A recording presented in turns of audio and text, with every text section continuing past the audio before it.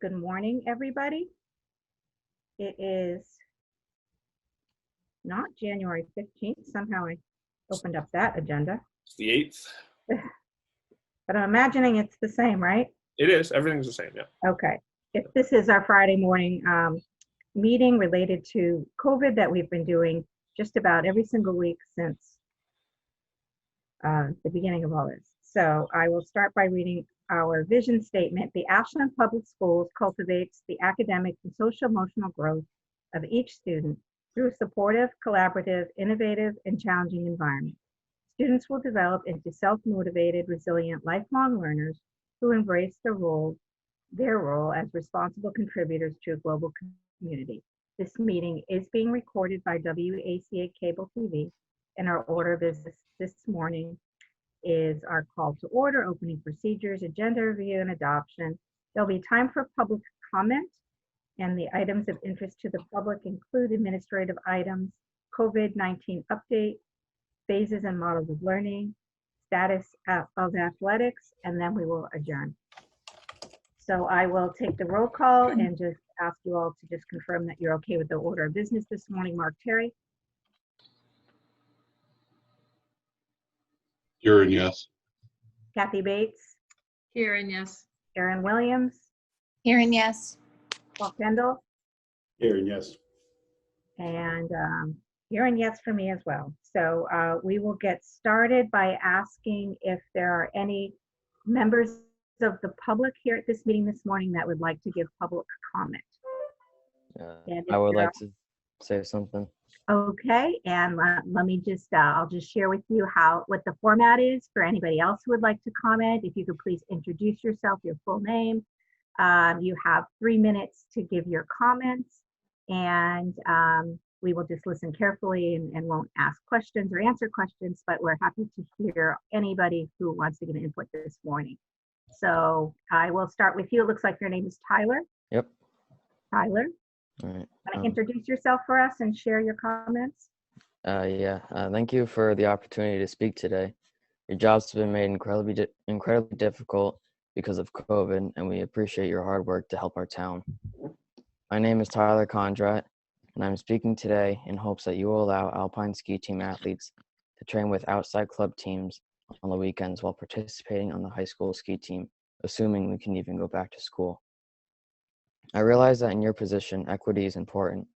It may seem impossible to consider each sport separately for fear of creating inequality.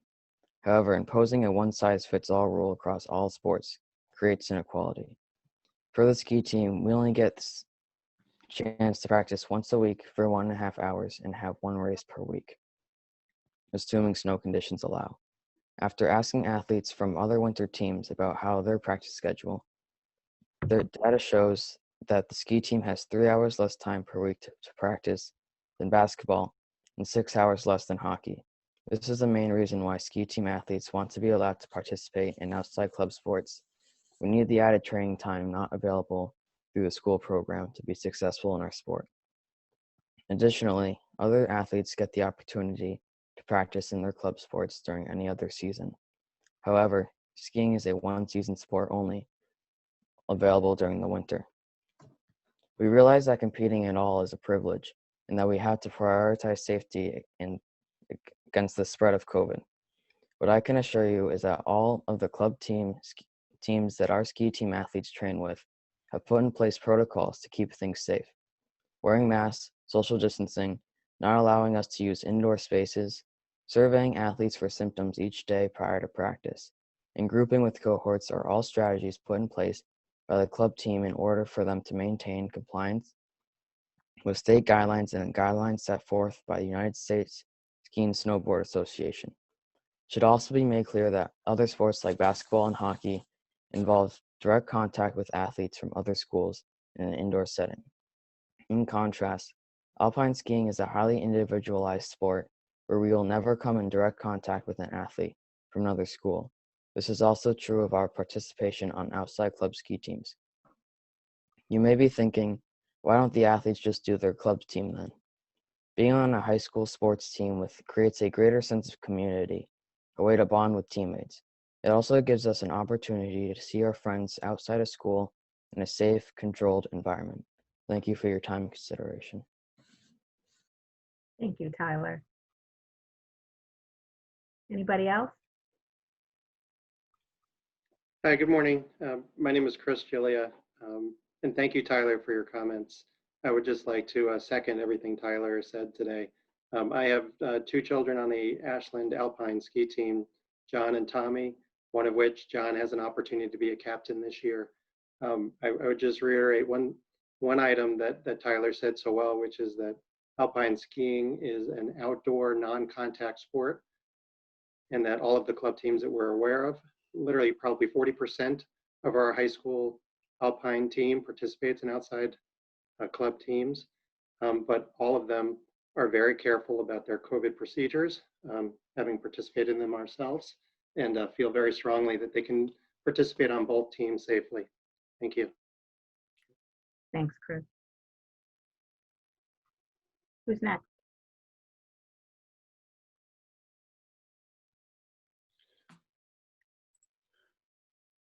Last call.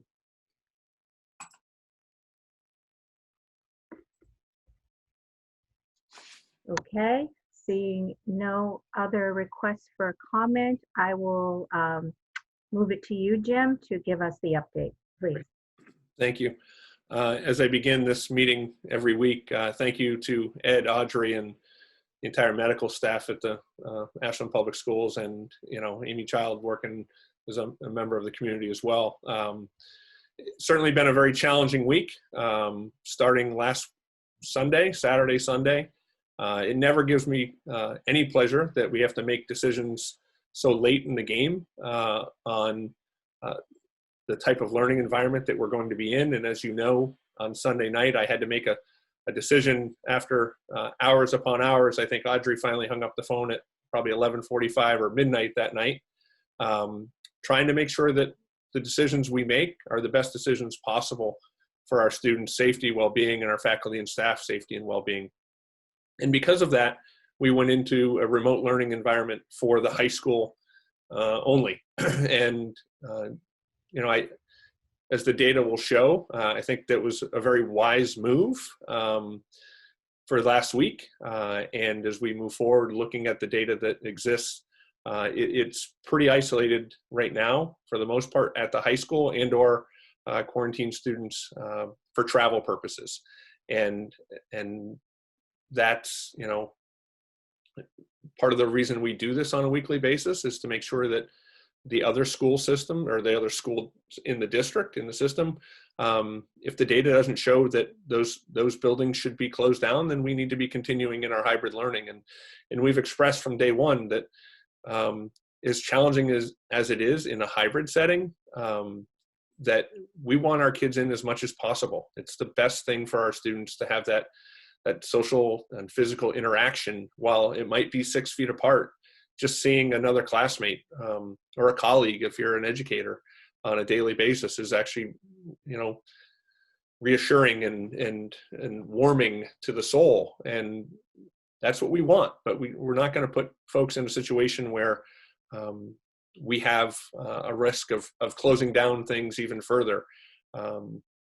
Had we had a number of asymptomatic individuals roaming our halls, potentially we could be shut down even longer in terms of the hybrid setting and being in a remote setting. And that includes athletics, to be honest, based on some of the data that we've seen in the past week. So, that's where we are in terms of the system. I want to share the data for the week. And I want to emphasize that as you look at the data, and I tried sending this to the community last night, I try not to be an alarmist. I want to make sure that folks get the data that is accurate data, but I also want to make sure that when we're talking about the number of kids that are quarantined, 85% of those kids, 35% come directly from travel, where these families filled out our form, they went through the process. These students have not been in our buildings. Then we have another group of students that we've identified as close contacts within households. And, those are families that have kept their children home as well, because they're close contacts, and it may be someone within their household who is a positive. But those students by nature are close contacts. And that brings me to a larger point. While we have 30 plus people on here today, and this message probably is not being seen by the entire school community, and because they won't go seek it out, but I will emphasize, just in case they do, we cannot have families send children to school and continue to send children to school if someone in their household is being tested for COVID. It can't happen. Folks have to understand that if someone in your household is being tested, keep everyone home until you get that result back. Because by definition, if someone returns positive, the entire household is a close contact. That impacts everyone in our system. We've had this happen routinely where someone is symptomatic, they go get tested, but they send students to school, or adults come to school. Someone else in there, I don't want to say it's just the adults making the decision for our students in the public schools, but we've had adults do the same thing, where someone in their house was symptomatic and was being tested, and adults came, and the positive result came. We have to be as uber, cautious as we can if we want to have our students in the school setting. We believe when they get there that our protocols and our process is really well thought out and done. And we're not seeing transmission amongst one another because we're wearing masks, because we're washing our hands, because we're using sanitizer. Those are the things we're doing in our schools, and we know they're working, but we have to be able to get our kids back into these schools. So I apologize for getting on the soapbox, but it truly is a frustrating and the true definition of insanity, right? Is doing the same thing over and over and getting the same result. I see Audrey and Ed and we had this conversation yesterday, where people are sending, students to school while they're being tested, and the results come back positive. It has to stop, please. Let me share my screen. Can everyone see that okay? Yes. I'll take that as a yes. Okay, let me just, maybe a little too big. So let me just share this a little bit with you in terms of the data for the week. And I want to make sure everyone understands that the week cases, we've had 84 positive cases. I want to emphasize, and I put in the contextual box down here, when we're talking about just the school system itself. Audrey and Ed and I on Monday realized that, Audrey and I were talking about our numbers and how they're not necessarily, my numbers weren't lining up. And excuse me, it's partly because if we have any community member who is symptomatic and takes an antigen test, we presume they are positive. The data that we get from the state that Ed has been running consistently from day one are confirmed cases. So we may get an antigen, and if we assume they're positive, so those individuals go into quarantine, right? So that's an important distinction, because we have 4 more positive tests that you could add to this list in the school system.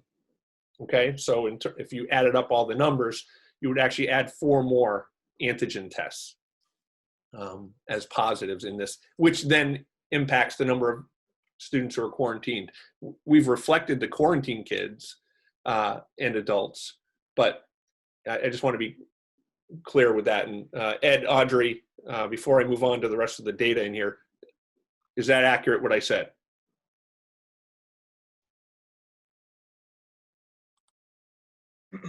Yeah, so what the confirmed cases come through as if they had a PCR. Right. And the probables as if they had an antigen. But we're considering those probables as positives. Absolutely. when they're symptomatic. Yeah. Absolutely. And if they're not symptomatic and they take an antigen, we've actually requested them to take the PCR. So to get confirmation. So if you're symptomatic and you get a negative antigen, we've still asked for that. So the data obviously show this week we had 84 positive cases, confirmed cases that have been reported through 7 a.m. this morning. And for the folks who are just joining us for the first time, you'll notice it's from the first through, it's the past 7 days. The state records it on a 14-day rolling basis for their incident rate, which you'll notice is 44.2 at the state level. Ours is 58.74 because our data is accurate as of this morning. Their data is accurate as of last Sunday morning. I've made just a slight adjustments for those who are looking at the form, just so the numbers are easier to read because we had so many cases. I wanted to at least show that out. The positivity rate, while a week ago it was under 5%, it's at 6.42% now in the community. So by definition, if you're looking just solely at the matrix, the state has moved the community back into a red or a high risk category.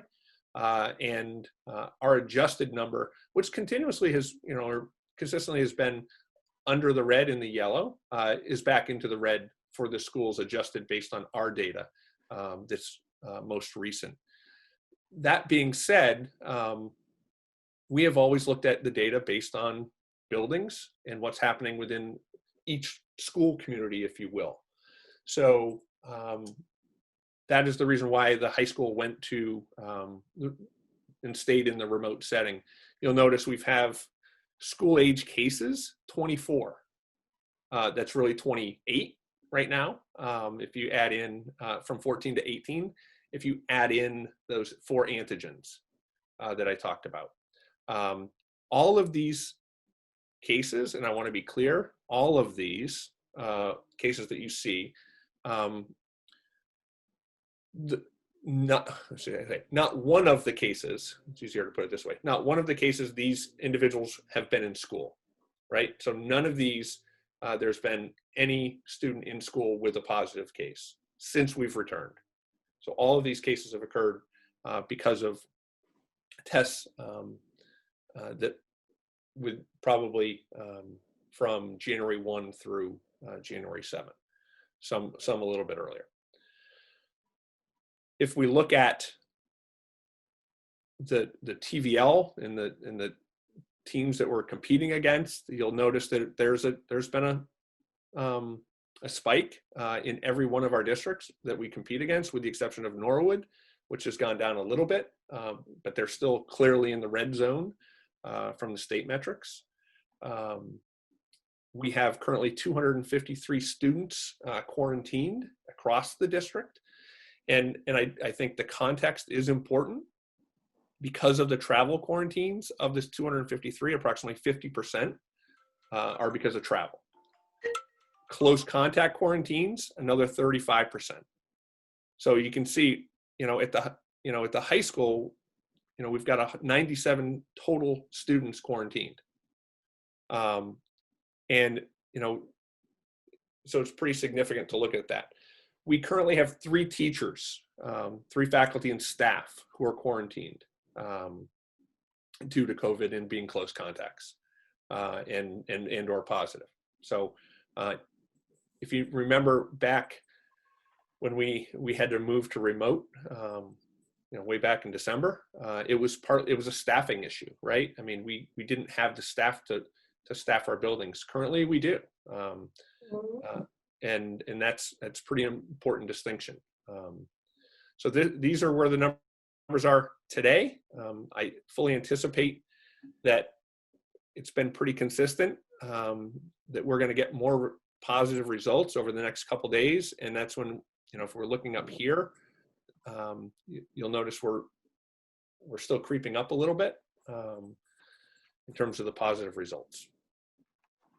It's been a hard week. We'll leave it at that for, I'm sure, the entire community, but also the medical staff at the school system tracking down everyone. So that's the data. So do we have any questions about the chart before we move into the phases of learning? Comments, questions? No? Okay, Jim, so what do you recommend? Well, before I begin, I mean, I think it's important. I think Ed and Audrey, who are the boots on the ground, so to speak, and their staffs, I just want them to, if they could give a little bit of, put things into context as to what the week has looked like and what they foresee moving forward. I think that's important, as we've consistently asked their input, because no one knows better what's really happening. I'll let my work wife go first. Right. Thanks, Ed. I think yesterday, the high school nurses, I think they feel a little bit caught up. They've made lots and lots and lots and lots of phone calls since Monday. But every day you think you're caught up, and then you get in the morning and it's you're catching up all day long still. And then it goes into the evening.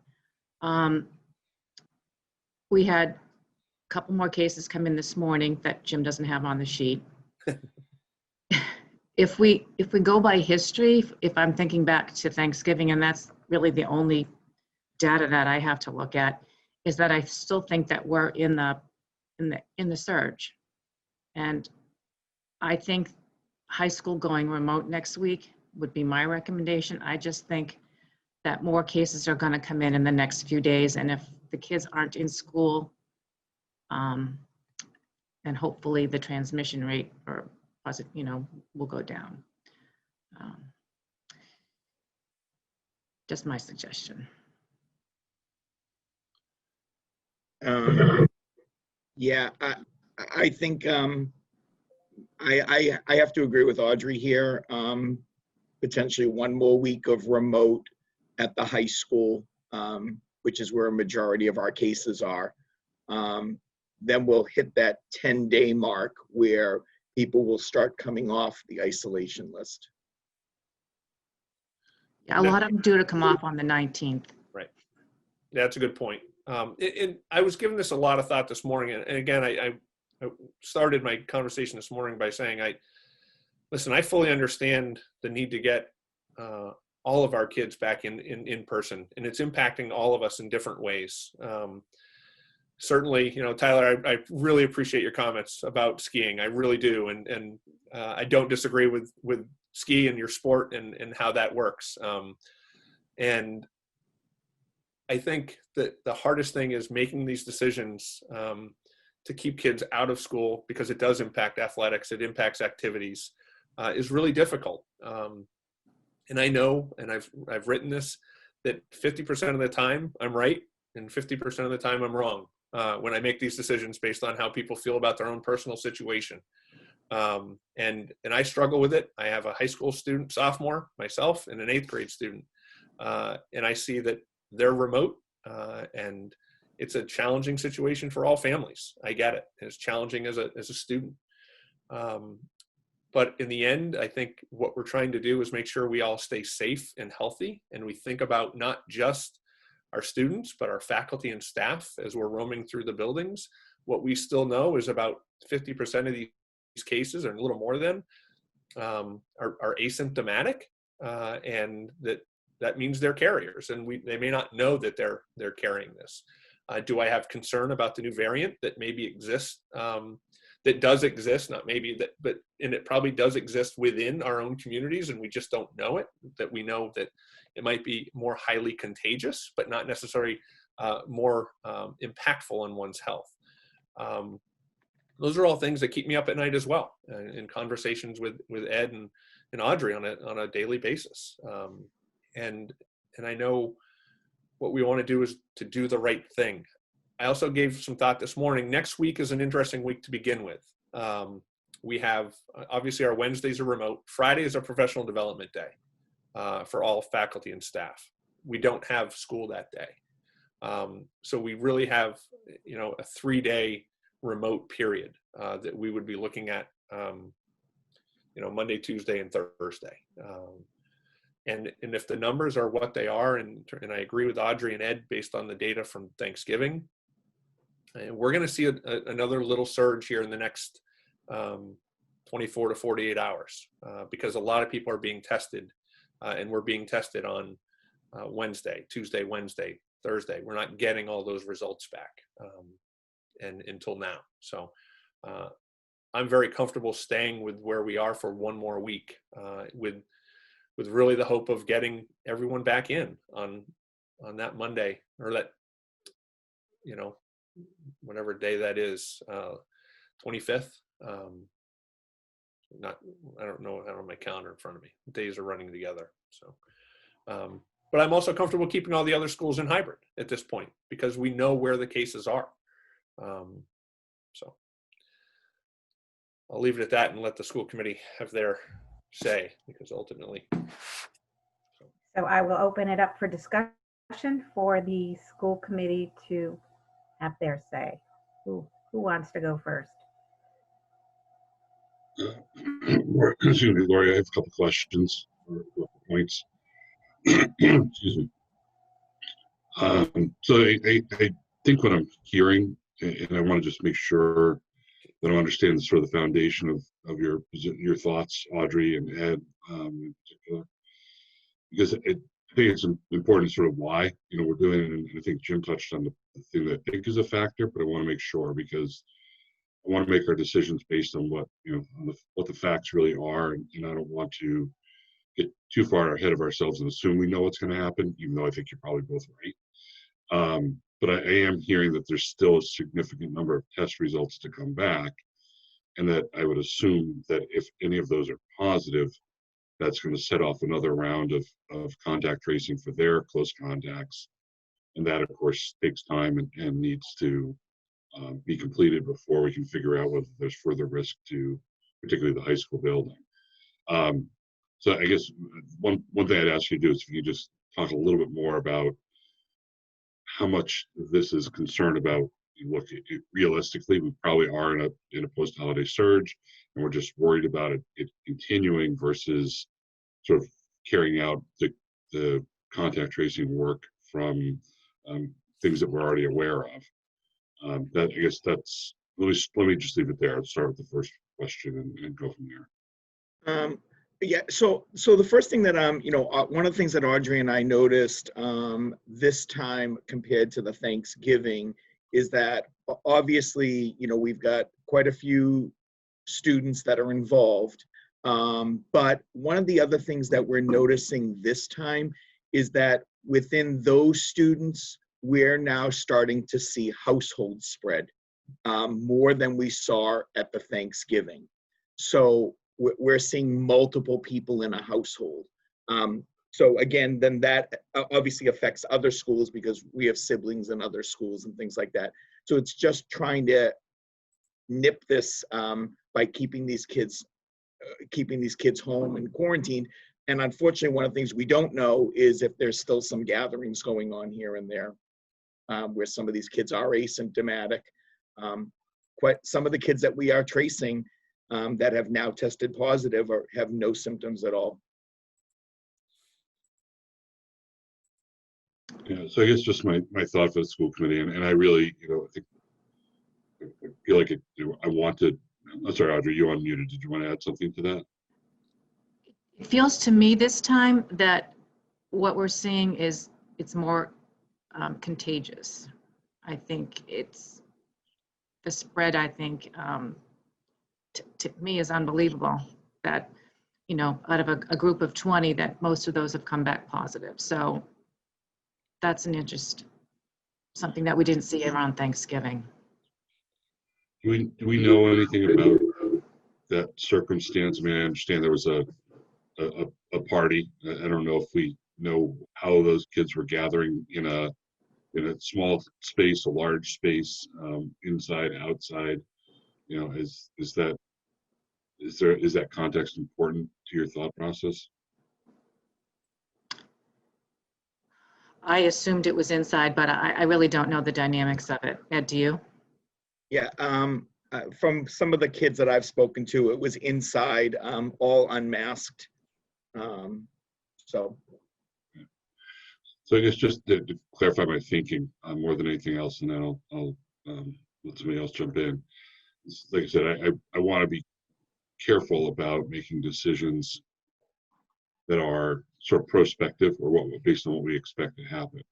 But I think in this circumstance, where what I'm hearing is that there still is spread that's being tracked down, that if we don't complete the tracing on what has already been the circumstances that we already know that we're tracking, there's a distinct possibility that kids are going to come back into the building on Monday, and we will have lit the fuse on further contact, and we may have the circumstance of in-building spread that we've been able to successfully avoid for the most part for the full school year.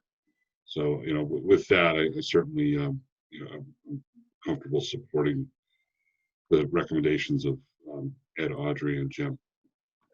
I want to put in context, I just did a real quick count. I think I just counted 38 test results that we know individuals at the high school were tested, and we do not have the results yet. So I was just going to mention that too. Yeah, imagine some of those coming back positive over the next 3 days, and the work that has to be done by those contact tracers, which are Audrey and Ed. Which you still have to do the contact tracing once those test results come back. But if you're saying, if the kids aren't in the school, it makes it that much Right. or safer. Certainly safer. Right. If these individuals, it provides the time, right? Right. It's a timing thing. Right. It's Yeah. always the timing, right? Right. And sorry, Mark, you were going to.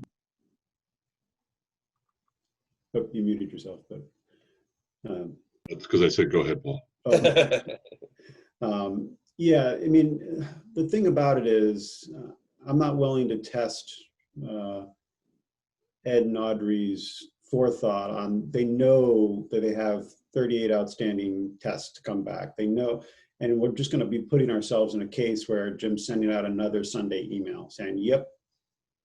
Because to be clear with everyone, it's not about that we're having a surge per se. It's not directly about the number of cases in the town. It's about whether at the time we open the doors, whether we have sufficiently been able to carry out that contact tracing and quarantine an appropriate number of people, right? If there's always one or two things or handful of things that they're always, midweek somebody's getting tested, coming back positive, doing contact tracing. So it's not just about that, but if there's this group of 18 students that got together and there's a whole cluster and there's 10 outstanding contact tracing coming from that. Well, then we while we believe we could even have people walk in our schools and our protocols are being followed and it's still relatively safe, it doesn't mean we shouldn't be trying to filter out and ensure that we're catching all the cases we can coming in. So I don't see how we argue with the forethought piece, because we know that there's the 38 outstanding. We know we haven't crested with that. And so if you combine those things, I would be pleasantly shocked if over the weekend Audrey and Ed and Amy and everyone isn't again flat out. And I've said it before, I am blown away by the selfish, ridiculous activities of these families. You should be ashamed of yourself hosting these parties, letting your kids go to these parties. I mean, it's ridiculous. And to think that some of those same people are wanting sports and, hey, listen, we're the policy setters, but if it's up to me, you'd all be not doing sports. Anybody caught doing these ridiculous activities. This is absurd. Well, to that's where I would like to sort of take this conversation. I think trusting Ed and Audrey on this is the right thing to do, and I fully support that. But between the non-cooperation in the contact tracing plus evidence of parties, we have standards for athletics and NHS. And Kelly, maybe this is more handbook stuff or it's policy stuff. But I feel strongly that at this point in the year, we need to implement some sort of repercussion for these type of actions because of the lack of consideration for human life that they are. This isn't just drinking and being stupid or, trying pot and like out in the woods. This is a highly contagious disease that could kill the person's parents or their grandparents. And our handbook addresses if we have knowledge of substance use, which we don't in this case. We just have knowledge of gathering. The handbook doesn't address, and that's just MIAA rules that we follow in terms of a consequence for an athletic team. The handbook doesn't address gathering in general. Right, obviously, and the handbook predates, and then all the students and parents sign the handbook at the beginning of the year? In theory. Right. So, Jim, if we were to pursue something in this vein, is it a policy decision for Paul and Kathy and you to try to come up with? I think it's a slippery slope. Aaron, if I could just jump in on that thought. I mean, I share the thought, every thought that you and Paul have articulated in terms of frustration and sort of desiring of consequences. But I do think I've given some thought to this point, and I think one of the concerns is that if you impose consequences, just whether it's National Honor Society, whether it's athletics, doesn't matter, but either one or anything else for that matter, you are probably going to increase the likelihood of people not being forthcoming, and that ultimately has a detrimental impact on public health too. And I don't know the answer to that. I think it's a potential consequence. Sorry. Yeah, I think the thing that I would suggest is also, before we as a school committee get too far down this path, I think it makes sense. We have administrators who are kind of the ones, they have the authority to figure out what to do with the kids on a day-to-day basis, and obviously we could adopt a policy, but I'd really like to give Kelly, Stephen, Jim, the other principals, but obviously the issue is mostly at the high school, and it's where athletics is right now. I'd like to give them the opportunity to sort of make a recommendation if they choose as to what would be most helpful in addressing some of these circumstances, rather than that being something that we get into a deep discussion on right away. I'm not disagreeing with you that I'd like to see consequences, but I want to make sure it's something that works and is appropriate, and also balances where our authority is and where administration authority is. Yeah, Mark, and I was more voicing my frustration and disgust, and I was actually going to say the other way, and I don't like the idea that, hey, if we implement some kind of consequence, we're going to get less compliance and less cooperation. It's almost rewarding ridiculously bad behavior, right? So yeah, I was more venting and just venting my disgust for this blatant disregard for and selfish behavior, right?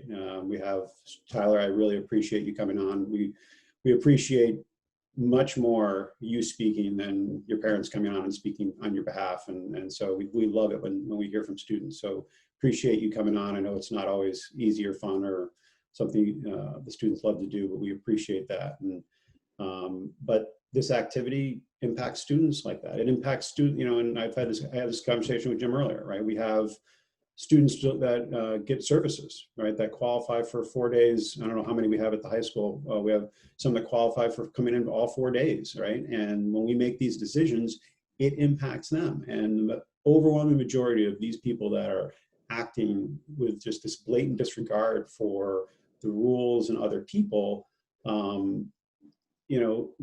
they're not the people that are deleting these services predominantly, right? And so they're negatively impacting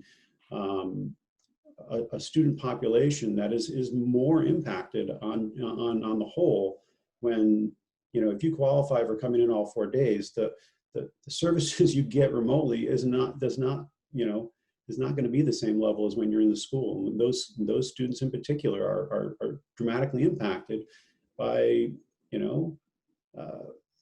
these people's just ridiculous behavior. So at least I was more voicing my frustration, and I share, obviously, Aaron, that I wish we could do more. I would have rather all 18 families get fined rather than just the host family, because the host can just host, right? If there's still the 17 other families that allow their students and children to partake in that. So Well, I'll get off my soapbox now, but. One thing that I've thought of, and it also correlates with what, Jim, you were talking about, of people sending in their kids to school after they've been tested, but before the result is back, is that maybe it's not like an NHS or athletics thing, but it's you lose the right for in-person learning, and that you are a remote student the rest of the year. If you can't cooperate with the rules to be safely in the school, then you're remote the rest of the year. That comes with a lot of complexities as well, Aaron, on our end. So it's not as simple as just saying that. But. Yeah, and I know Jim had said that, but we also have them getting tested, having gotten positive results, and still sending their kids to school because they're like, oh, I'm isolated in the other room. It's like, yeah, right. It's mind numbing, that thought process.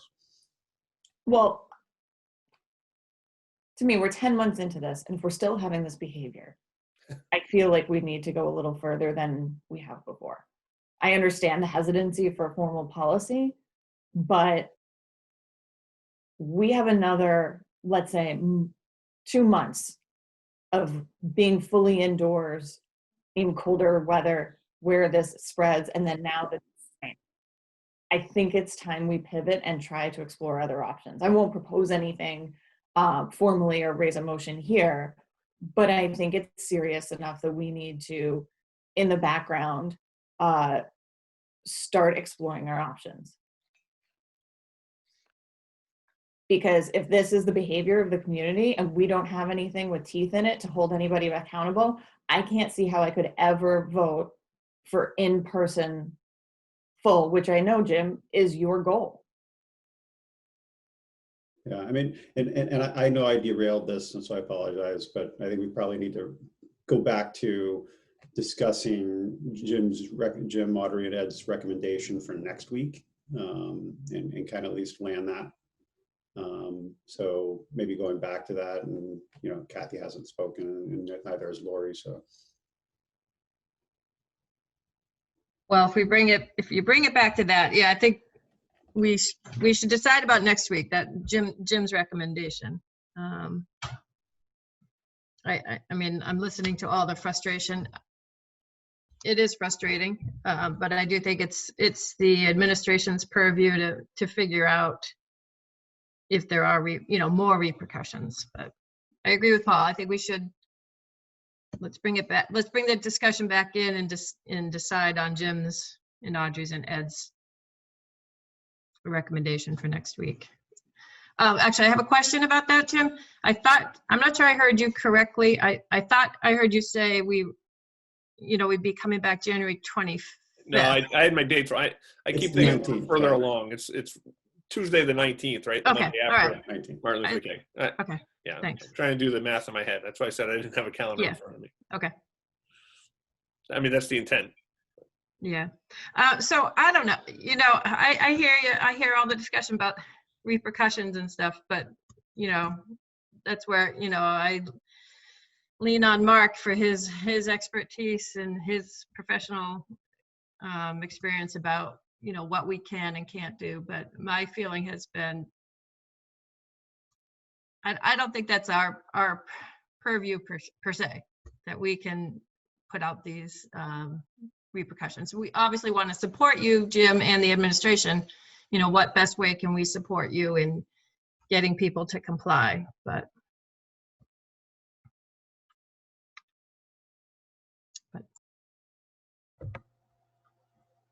Thank you, everybody. Yeah, I Kelly, Jim, and the other principals, I think the discipline is and always has been in their realm. I mean, I think this conversation makes it clear that how the majority of the school committee feels about it. And I certainly, you know, while consequences might help a little bit, I mean, I think it's even more important to just remind everybody, if they're not already aware of this, which, as you said, Erin, 10 months into this, when you do these things, I mean, the ultimate consequence is going to maybe come to you and your own family. We've already had people now jeopardize their own health because they're sick, even if they're asymptomatic. Who knows what the long-term impact is? And you don't know what you may have caused for other people in your family. And if that's not enough of a motivation, you know, I don't know what else we could do on top of that. I certainly support, you know, whatever we can do to send the message that this is taken very seriously. We're all making sacrifices. All responsible people are making sacrifices, and we all have our own stories. You know, I haven't seen my mother in a full year, and I haven't seen my father in 11 months. And, you know, and you all have your own list of things that you've given up or sacrificed during this time to keep yourself and your family and your loved ones healthy. So, you know, I would hope people would go back to the reasons why we're asking this and not take your health and the health of your loved ones, and also the health of all the people that you attend school with, and put that at risk. And as far as, you know, the details of how to get that message across, I certainly trust that that's a concern of our administrators as well, and that they will do what they believe they can do within their authority, and will come to us if they need some policy support on that. As far as the return to school, or the remaining for the high school in the remote learning for next week, I do fully support the recommendation of Ed and Audrey for the reasons already stated, not just the contact tracing and the time that it takes and what's likely to happen, but what is happening right now, which there are a lot of cases. There are some that aren't yet resolved. And so, you know, the goal really is to extinguish the cluster or the clusters. And we know that that's part of what we need to do to make that happen, and to keep our eye on what's going on in the other buildings. So that's where I stand on all of it. Yeah, so do you want a motion, or Mark, do you want to have some more conversation? No, I was gonna sort of pose the same question you just did, Paul, which is, you know, that we can take this as a motion to the school committee and make that decision. But we've also, you know, kind of on the building to building basis, leave it to Jim as superintendent to just make that decision that it's appropriate. And I'm fine either way. I don't know if either Lori, you, or if anybody has an opinion as to whether they want a motion to keep the remote going at the high school, or just let it be an administrative decision based on the same kind of factors that were considered last week. Jim, would you like us to have a motion to support your recommendation? I think I've heard clearly that you support it.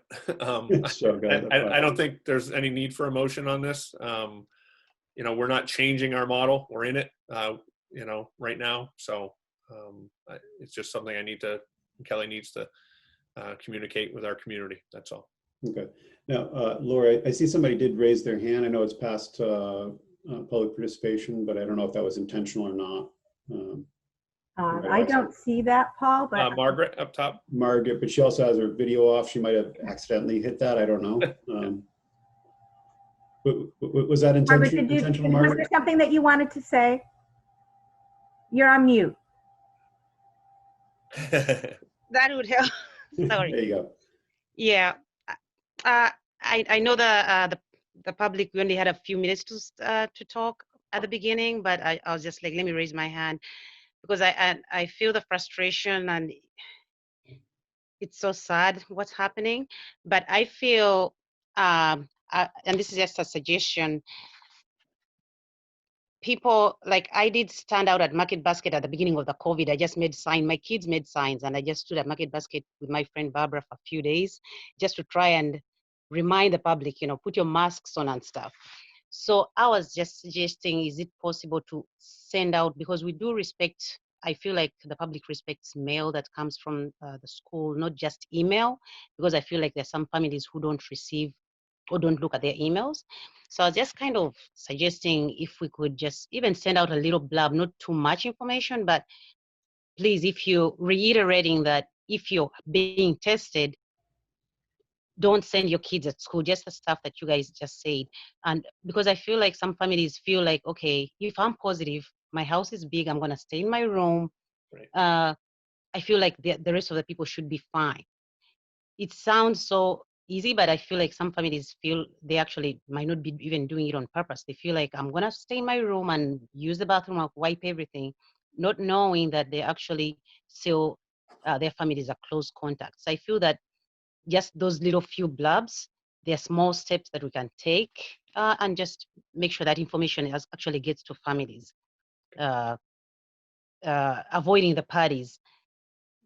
Please, if you have if you're being tested, do not send your kids at school. They might seem fine, but please don't send them.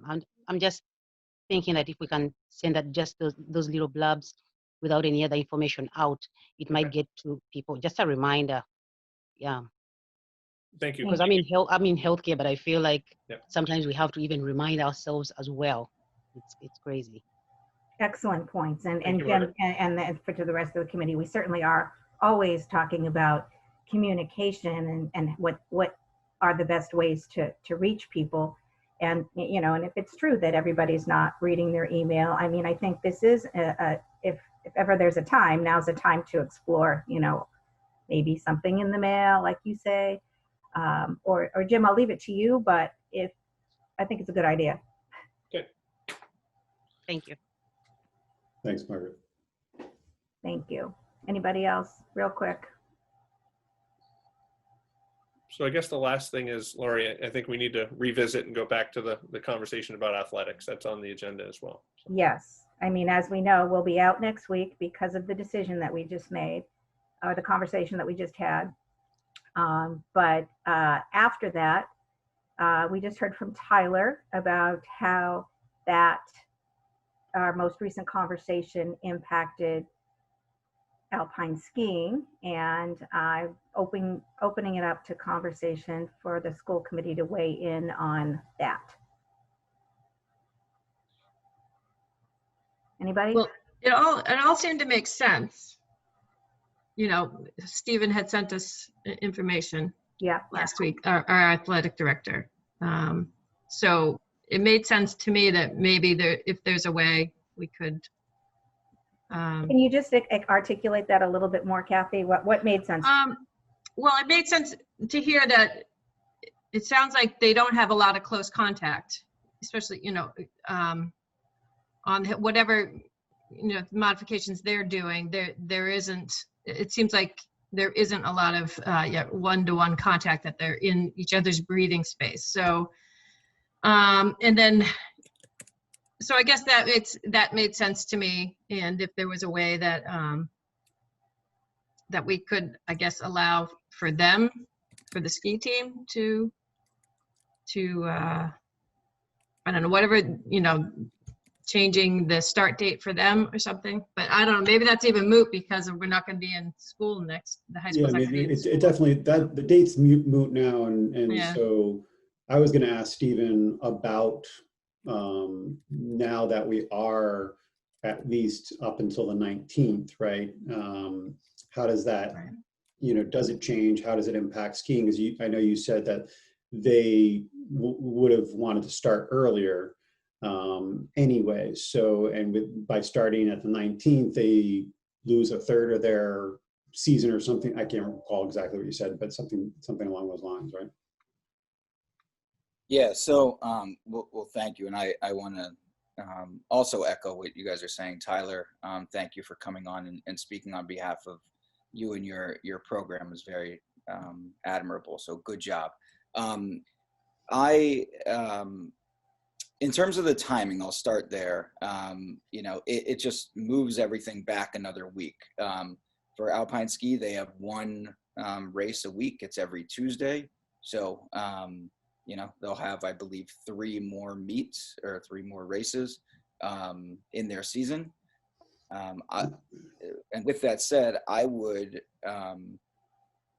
be okay. I feel comfortable if we went back on a Monday with them racing that next day on a Tuesday. So if we go back to, well, I guess Well, it would be it Tuesday. would be but starting on a Tuesday. Yeah. Yeah. So yeah. Yeah, I'd support that too, Stephen. Yeah, Again, I think it's very different, right? In terms, they're out there skiing now, they're practicing. It's an outdoor That's right. individual sport, right? So it's very different. And much like we look at our schools individually when we're making decisions, I think it makes sense to look at these sports in the same light. So I would be okay, and I would encourage the committee to think about letting them participate on club teams and start competitions right when they're able to, when we're back in sports. Yeah, I think now we don't need to modify any motions for a time frame, because we said the 19th on the first one, right? You know, it now goes to the exclusivity that we put in place. Right. Right. And Stephen, can I ask you too? I mean, I really don't have any problem in this example. I think, you know, the reasons why I was concerned and I supported that motion, you know, about bringing additional risk in or being comfortable with a vote for athletics at all, and then trying to limit the risk and making sure that kids had some opportunities available versus none. But in this case, I mean, I'm imagining that that's probably the lowest risk sport that we engage in. It's outdoors. It's not, you know, your head right next to somebody else's head ever. And so I really don't have any problem with this request at all. But what I'm wondering is whether or not you're hearing from people are there other examples? Are you hearing from people on other teams or who have heard about the limitation that we put on club sports? And I mean, I think now's a good time for us to understand. Now we're understanding the impact that it had on a sport that we probably would all consider very low risk, and hopefully we're willing to make some changes. But are you hearing about what's going on in the other sports as well, so we can just have a complete conversation about it? Yeah, I mean, I hear about every sport and every decision that's made. Yeah, of course. But I think that Can you share with us, you know, your feedback on what? I don't want to be doing this piecemeal. You know, next meeting somebody comes back and says, you know, you should really understand how this impacted hockey. Right. Yep. Yeah. No, and the good thing is the EEA comes out with guidelines, okay, and they place sports in risk categories. So the 3 sports that we're offering this winter with alpine ski, basketball, and hockey. Basketball and hockey are both in the high risk category. So the only reason that they're able to participate is through the modifications. Alpine ski is a low risk. There's also a moderate risk category. So the EEA, the state has already placed this sport in a low risk category. So to me, it is very different than hockey or basketball, the other offerings that we have this winter. Thank you. Yeah. Could you clarify? I thought we had gymnastics going too, no? We do. We have, we're in a co-op with gymnastics. We have 1 student participating in gymnastics with the Medfield team, and she has not been able to start yet. So I guess I'll just weigh in on the alpine skiing. I mean, to me, this one, I'm perfectly comfortable sort of drawing a distinction between a low-risk sport like alpine skiing for all the reasons people have already articulated. I think it's a much different animal than the high-risk sports. I really want to talk about basketball and hockey. I do think, you know, I don't want to be the lead in this discussion because I was the one who voted against the motion last time. But I certainly reflected on it and thought that the motion probably, at a bare minimum, could be clearer in terms of a direction for administration. One of the things that I guess I'm still not clear on is what we meant when we said it's an expectation. Does that mean it's a rule? Does that mean it's just, you know, please don't? And I think the other thing that I'm not sure about, I guess, is whether or not the intent was to focus on somebody who's competing in two sports, on two teams at the same time, meaning club hockey and AHS hockey, club basketball and AHS basketball, or the other way around, although I think that's unlikely, at that time, or whether it's also applying to people who play club soccer that may only be practicing now, if anything, and there really wouldn't be any functional overlap. So I think it'd be wise at bare minimum to try to clarify those issues, if at least if anybody else thinks there's some ambiguity around it. Yeah, I mean, from my perspective, Mark, I can tell you, being the one that crafted it, and what I thought I heard last time was it was concurrent competition, right? So if you're on a club team that goes all year long, but you only compete in the summers, and you're just doing practices right now, I think the intent based on our conversation was that that's okay to still do. But if you were competing in volleyball, club volleyball, and wanted to play on the basketball team, then no, right? That's like a simultaneous competition within the season. So that, and Kathy and the others, I think that's where I thought we were. And so I don't know that we need to re-vote or redo the motion, but maybe clarify for Jim and Stephen to be able to, and Kelly to be able to put more clarity on that for the students and families. But yeah, I guess the point in that, Paul, and I don't know that we really flushed this out at all, is use an example like alpine skiing as compared to basketball, right? I don't know if it's possible somebody plays two sports in one season or not, but if somebody's doing alpine skiing, which so far the consensus seems to be, it's a low risk sport, let's let the kids do both. And if they also wanted to play basketball for us at the same time, would we really be disqualifying somebody from playing basketball because they're on a club alpine skiing team that is competing right now, but it's a low risk sport? Kind of that low risk, high risk component of it. I don't know that we got into that. I don't know that there's a need to, but these are kind of the things that popped into my head after our last discussion, that I'm like, I didn't feel like we left our athletic director at a particularly great point in terms of what we were really saying. I agree or disagree with the outcome. Yeah, Kathy, you were about to say something as well. Well, I thought Mark was saying, like, you couldn't be on two high school teams at the same time. I thought that's what you were saying, but you couldn't be on the high school ski team and be on the high school basketball team, I don't think. I don't know that it's physically possible to do that anyway, or even permissible. It was more the example of, let's take Tyler here, and let's say Tyler's doing club alpine skiing, and because now we have such a short season for high school, he decides, well, let me try out for the basketball, right? That is a scenario in which he's competing actively now with the club team, and then he wants to compete with one of ours. But we're all saying at the same time, but alpine skiing, right? And I don't know that we have anybody in that scenario, so maybe it's not a conversation we need to have. I'll kind of defer to Stephen as to sort of what types of club sports people are playing in and whether or not that's really a concern. But anyway, my bigger point, and I think others are picking up on it as well, is we could certainly offer some clarification to their administration as to what the intent of our last vote was. Hopefully move forward, and obviously we need to take up a vote to address the alpine skiing thing differently, and we can do that. Yeah, I mean, for me, just my 2 cents is the reason we're having the discussion, we didn't just say no sports, right?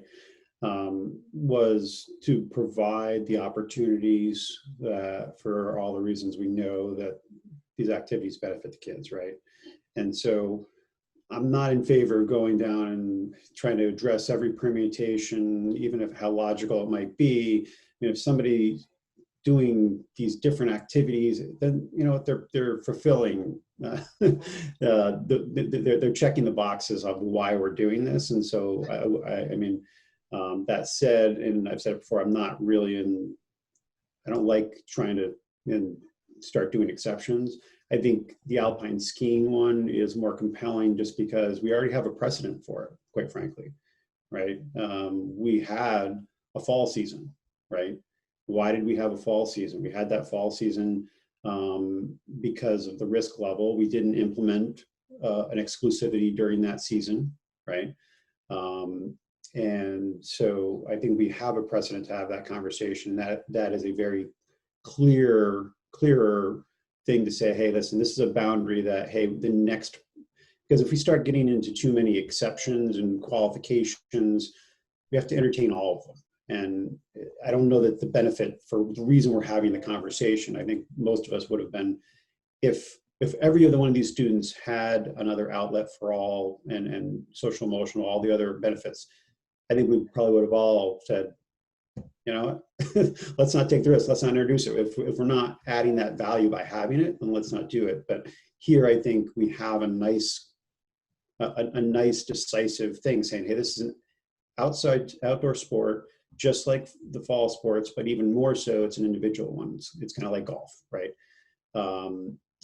Probably even more socially distant, right, than golf is. So I think the only risk from alpine skiing is what happens peripherally, right? Are they allowed in the clubhouses? Are they carpooling? All the other different things, you know, and that I would imagine the answer is no there, but I also know that probably the number of students isn't as high as some of the other sports. But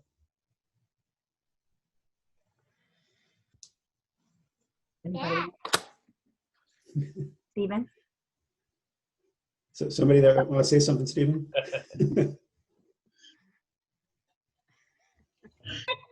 You have to. Spider-Man just came into my basement. I apologize. Yeah, I agree with everything that was just said. And guess what, Daddy? Oh, Logan. Spider-Man's on my shirt. Kelly, the building is open today, correct? Yeah. Okay. Good. Yeah, I agree, and I think that alpine ski is very, very different, being an outdoor individual sport. I would certainly. I'm okay with that, and I also agree with Paul. I don't think we should be, or I should be, you know, taking every single individual request. I can say there won't be those because just the nature of the sport. So alpine ski only goes 2 days a week, whereas other sports, if you're playing for the high school, you really don't have the opportunity to do anything else, and if you do, it's very limited. I'm comfortable with that, and I think that's a good decision to stick with.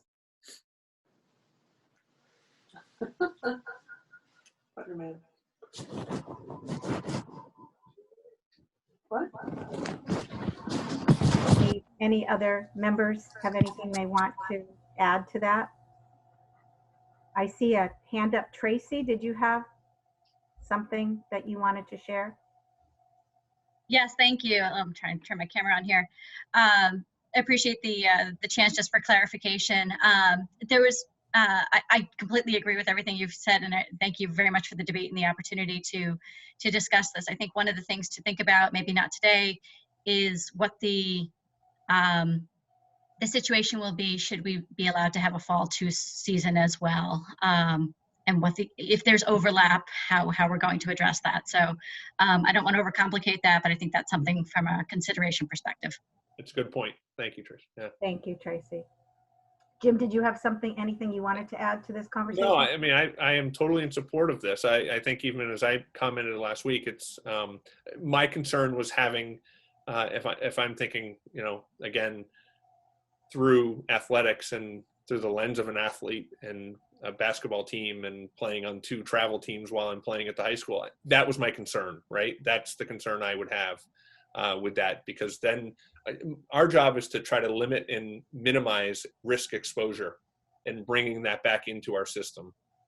And my concern would be that if and it's not going to happen in certain sports, it just can't. AAU is not running for basketball during the winter season. It doesn't exist. But that was my greater concern. It makes total sense that, you know, when you see that ski is only there 2 days a week, 1 practice, one meet, that they're going to be at the mountain every day anyway, practicing and racing, and that's what clubs do for that.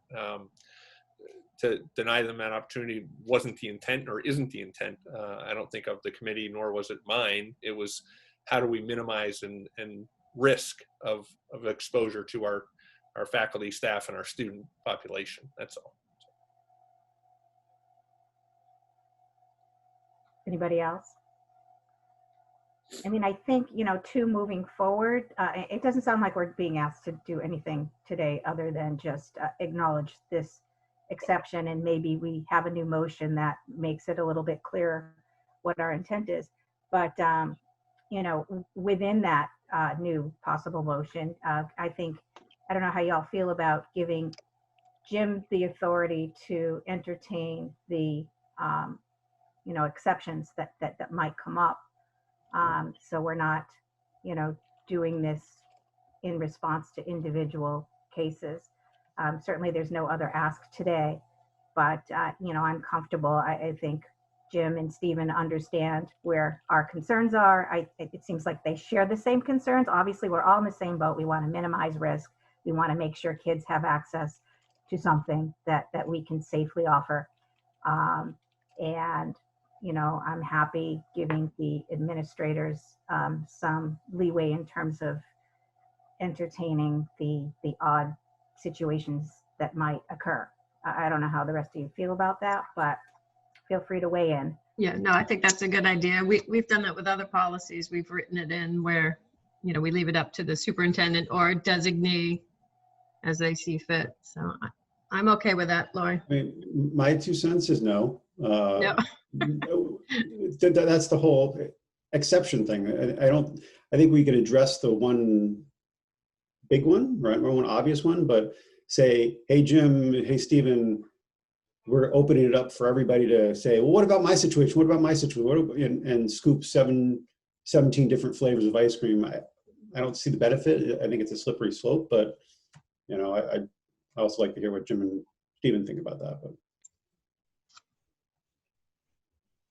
I mean, I think we're just addressing the one issue right now. That's it. And then I agree with Tracy's comments that we've got to be thoughtful as we move forward into the next season of sports, because that winter two, if you will overlap with opportunities for, say, Tyler, if he wants to participate in football. Let's assume if football starts. I'm just throwing that out there.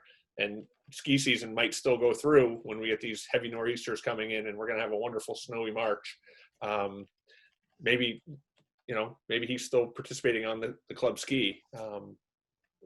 So we've got to be thoughtful of that as we move forward. But I don't think there's anything more that needs to be done. I think we're giving them the authority to go ahead with their club ski team at the same time as being on the high school team when and if we can begin, right? So I think we deal with it right now in this instant, and then we focus on looking at the next round of language. For whatever it's worth, I mean, I'm fine, with, I think we've got a good enough working relationship that our administration knows kind of what we're aiming for. Yeah. And at the same time, I feel like probably at this point have addressed the issues we need to address for this season. And my focus was sort of where Jim's comments went, which is, let's make sure that as we start our discussions about what the next season may look like, which we're probably having in a couple of weeks, that we try to think through these different permutations as a sort of initial discussion so that we can kind of hit the ground running on it. And it's the first time we've had the discussion about any kind of separate conditions on participation in athletics. And so what we did, quite frankly, is we just missed the distinction on alpine skiing that we probably, if we had that specific conversation, we would have come out right where I think we are now. I'm not sure that there are any unresolved issues for this season. It sounds like from listening to Stephen's comments, we know what people are participating in, got some clarity now, and I don't have a strong opinion, quite frankly, one way or the other, whether we need to give discretion or not for exceptions, just because I don't think there are going to be any. I do appreciate Paul's point, however, that we don't want to create a scenario where either Stephen or Jim or Kelly has to deal with pleas for what why is this different, and put them in that position. If it's just easier to pass a rule or leave it be, I'm also perfectly comfortable doing that. Thanks, Mark. So it sounds like we're all on the same page about the skiing. And so does anybody have a motion for that for today? I do, if you'd like. You do? Imagine that. Awesome, Paul. Thank you. I move that we allow student athletes on the Ashland Alpine ski team to also participate in external club ski teams. And so I limited it to that because it's this, unlike the other one where we had it more broad, this is ski teams, not external high-risk things and things like that, but to address this particularly. So We have I'll a second that motion. Okay, and then all in favor, Paul? Aye. Mark? Aye. Aaron? She's still here? I don't see her. Kathy? Aye. And I for me as well. That passes. Thank you. and thank you again, Tyler, for Yeah, for coming Yeah, on thank you, and- Tyler. and sticking And through you're the late whole for thing. class. Get back to work. Yeah, thank you, Tyler. You were very articulate and persuasive, and we appreciate you. Thank you. Anybody else? I have one other thing in regards to athletics, and it's about academic eligibility. And with the high school going to block scheduling this year, what we currently have written in our handbook it's not applicable. So the MIAA sets standards, or they have in their handbook with block scheduling what they say, what they encourage the academic eligibility to be, which is passing 2 of your classes. We have always exceeded expectations, which we do in our normal academic eligibility. In talking with Ms. St. Cyr and Ms. LaChapelle yesterday, the one challenging part about exceeding the expectations of the passing 2 classes for block scheduling is some students might not have the opportunity to take any more than 3 just based on how the scheduling comes out. So that's where I was a little bit stuck on, should I recommend passing 2 or 3? I'm also not sure. My understanding is this needs to be a school committee decision in terms of making an exception for this year with the new schedule. So Is that in our policy or is it in a handbook? In the handbook. it's in the handbook, yeah. Yeah. So, I mean, my view, and I didn't, haven't given this any thought. It's first I've heard of it too. But I think within the spirit of what the MIA is trying to do with regard to passing 4 core classes is what their language is. So because of the unusual nature of COVID, I think you and Kelly and Aaron and even guidance, if you will, I mean, have a conversation with regard to what you think is within the spirit of the MIA regulations, that I would be comfortable with that. There's no way we're because like you said, kids aren't taking 4 classes, core classes at all at the same time. That's not the intent. So if you're taking an English class that's a block, that's equivalent of 2 technically 45-minute periods, right? So Holliston does block scheduling. What are they doing with their academics, in terms of athletics? How do they approach eligibility? Are they considering the 1 core class worth 2? That's the question I would have for you. Yeah, I mean, I talked to Holliston. The difference is Holliston doesn't offer studies where we do. Sure, right. That's the only difference. It's the intent, right? It's still the intent of what you're looking at. So. Yeah. I just wanted to make sure that I could be clear. Mark and Lori, is this something where we can just leave it up to Jim and Kelly to do that, or do we need to weigh in? Well, if it's something in our handbook, that has to be approved by the school committee. So if we're making an exception to it, unless there's language in the handbook that allows for exceptions to be made by administration, I think we'd have to take some sort of vote on it. That's my initial reaction. But I'll also say that I don't feel prepared to make that decision today. And I know at the same time, hopefully 10 days from now, you're going to be starting tryouts. So you're going to have to be able to make these eligibility decisions before you make decisions on who's playing and who's not. Hopefully they're all eligible. It's a moot point, but one way or another, we need to kind of convert our current standards as best as possible into something that's applicable to this year. So is it possible to sort of get some sort of written proposal, Stephen, that we could evaluate and finalize a vote on a week from today? Yeah, I'm thinking, Mark, of just a quick amendment to the language in the handbook, saying that, if we are in a block schedule, then classes count as 2, whatever. Is there some way to just write a 2-sentence, amendment or clarification for proposed language change to the handbook that you then bring to us? We vote on just that amendment and then forward that way? Would it also be possible for us to waive that for this school year and make it, give the administration the purview on it and just be, because this is, quite frankly, even right now, given what's going on, if somebody wouldn't qualify even under the thing, would I be like, hey, they shouldn't be able to participate? So these are very different times, right? So there's no state competition. Right. I mean, so to me, it's like, let everybody participate that wants to participate, even if they're, because you don't know why they're struggling, right? They might not normally be struggling, but they might be struggling and not be able to pass given the way we're delivering content right now. I don't know, right? So what's the intent of it and what's the benefit? To me, if we had the ability, I'd just waive it and make it give them the ability to do that. But that's just me. I don't know if that's kosher or not. Well, that sounds like that may be okay. I don't know whose dog that was. It was it. It was it. Thanks, Lori, it's time to give the dog a treat. I think Rob, actually, but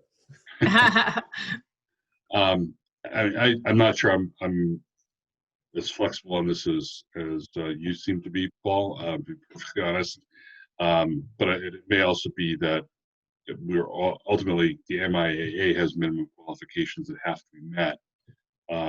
Anyway, I don't know. I guess part of me feels like I'm trying to punt because I don't think this issue was specifically something that we're going to be discussing today. I hadn't heard about it before. I'd like to be more informed on it than I am right now. I think the answer, the proposal Lori outlined, may be perfectly appropriate and all we need to do. But this wasn't something that I anticipated us talking about today, so I'm a little unsure where the existing structures are. Why don't we then just plan on coming back to you with language on Friday morning with regard to eligibility for student athletes? That's what I'm thinking. I mean, although, we don't start until the following Tuesday anyway. We're going to be fine. Right. Yeah.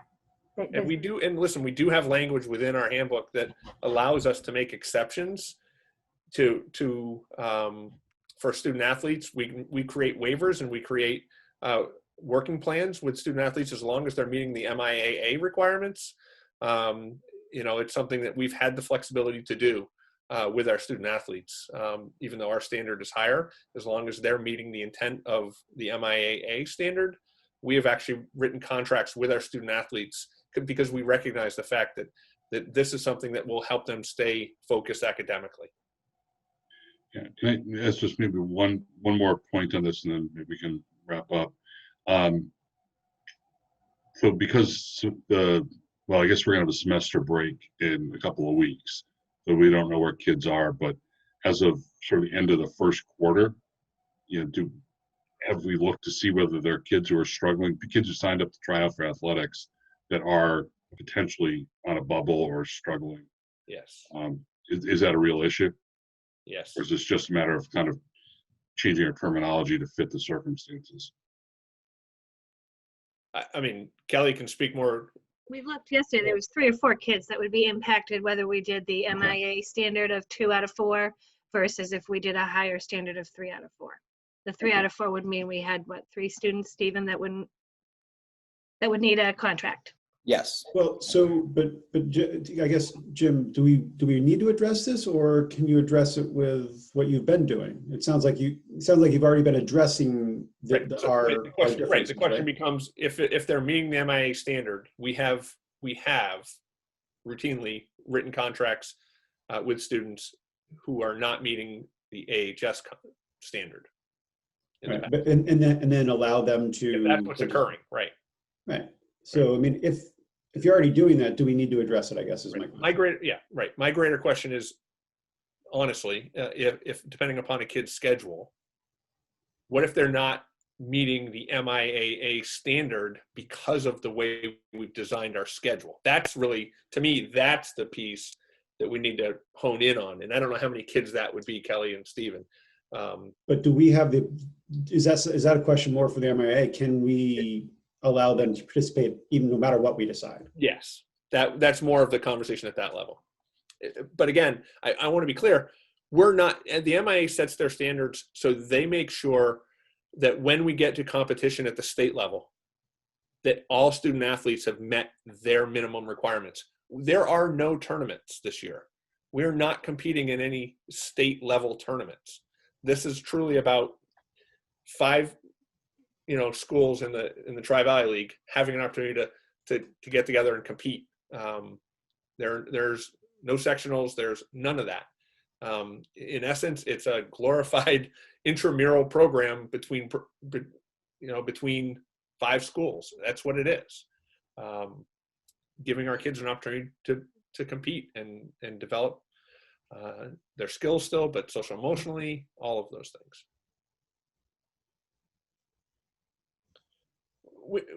We can figure it out. We'll talk, Kelly. Yeah, figure it out and we'll deal with next week, right? So. But I want to go back. I'm sorry, I'm extending it, and I apologize, Mark. But I wanted to go back to something you asked about our students struggling, and I wanted Kelly just to highlight, and I know she's mentioned it probably at Site Council. We are seeing many more students struggling academically than we ever have because of COVID, because of hybrid, because of remote, because of a variety of reasons. And that's happening in every district across the Commonwealth. It's not akin just to Ashland. We're seeing more failures, in terms of students not performing as well as they have continuously throughout their careers.